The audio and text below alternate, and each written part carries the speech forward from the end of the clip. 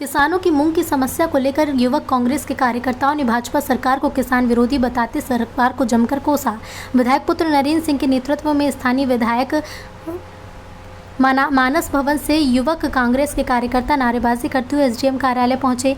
युवा नेता नरेंद्र सिंह बाबूजी, युवक कांग्रेस अध्यक्ष आदेश शर्मा ने किसानों की मूंग खरीदी में आने वाली समस्याओं से अवगत कराते हुए एसडीएम प्रमोद सिंह गुर्जर, तहसीलदार संतोष बटोलिया को ज्ञापन सौंपा। साथ ही प्रशासन को चेतावनी दी कि 10 दिन के अंदर समाधान नहीं हुआ तो क्षेत्र के किसान धरना प्रदर्शन करें।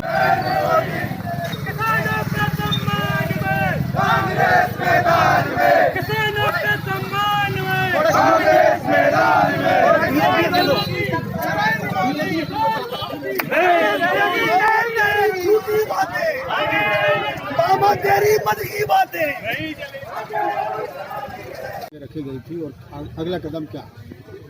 जैसा कि इस क्षेत्र में सर्वाधिक मूंग की फसल अभी पैदा हुई है, जिसका अभी तक 10% भी उपार्जन नहीं किया है सरकार द्वारा। यह सरकार केवल घोषणावीरों की सरकार है कि जिस प्रकार से इनको घोषणा करना बहुत ही अधिक अच्छे से आता है, उसी तरीके से इनका काम एकदम विफल।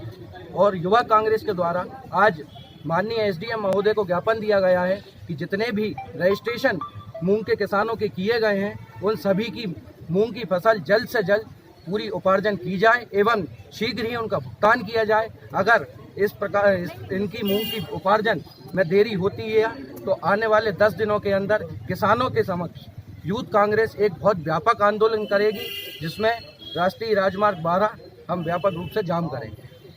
किस उद्देश्य को लेकर आपने ज्ञापन सौंपा है? सबसे पहला प्रश्न मेरा यही रहेगा। देखिए, जो सबसे प्रमुख उद्देश्य हमारा था वो ये है कि इस समय किसानों की मूंग की फसल जो किसानों के पास है, उसका उपार्जन शासन की गलत नीतियों के कारण नहीं हो पा रहा है।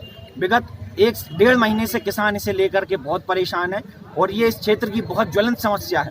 और मेरा विश्वास है कि केवल इस क्षेत्र के नहीं, पूरे मध्य प्रदेश की ज्वलंत समस्या है। किसानों की इन समस्याओं को लेकर के हमने यह आज एसडीएम महोदय को ज्ञापन सौंपा है। आपने अपने ज्ञापन में किन किन मांगों का विवरण किया है?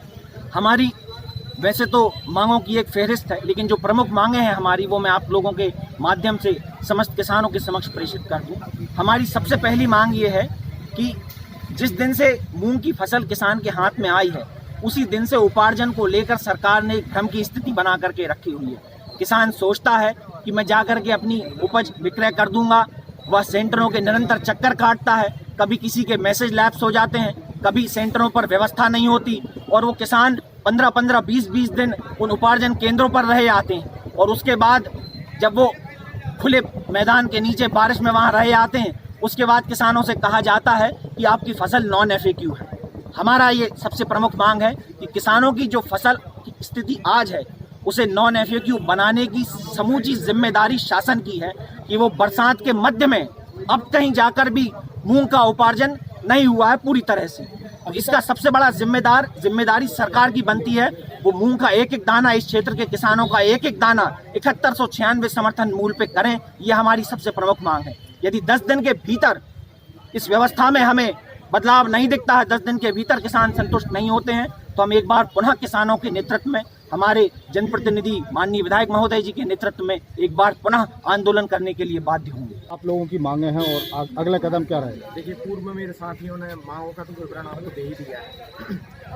हमारी एक पत्रकार साथी ने बहुत अच्छा प्रश्न किया था कि सरकार से जब भी इसके बारे में पूछा जाता है तो वो बोलते हैं कि पोर्टल बंद है, ये समस्या है। उस समस्या को जटिल और सरल बनाने का कार्य सरकार का होता है। अब आप सभी लोग जानते हैं, जैसा टीकाकरण चल रहा है, टीकाकरण में पहले रजिस्ट्रेशन की बात आई थी। रजिस्ट्रेशन ग्रामीण व्यक्ति कैसे उसका रजिस्ट्रेशन करेगा, अंग्रेजी में पूरा फॉर्म दिया गया था। उसको जब नहीं समझा तो उन्होंने उस प्रक्रिया को सरल कैसे बनाया, आधार कार्ड के माध्यम से उसमें टीकाकरण की विधि बना दी।